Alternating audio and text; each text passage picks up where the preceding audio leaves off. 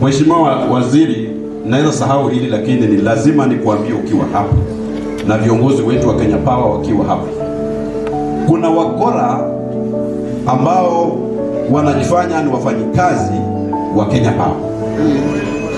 Ukishawekea hawa mama stima kwa bomba, huyo mtu anakuja na jacket ya Kenya Power, anaenda kwa token pale iko, anamdanganya tu kuna shida kidogo, anafungua, anaenda na inafanyika ama ifanyike.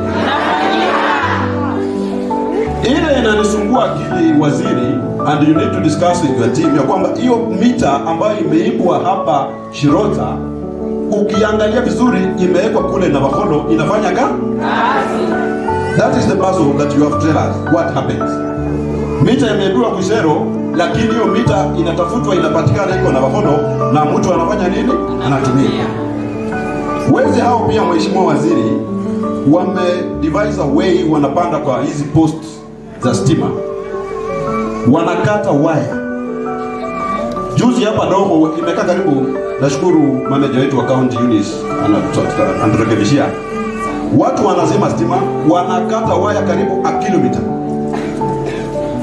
wanaenda nazo.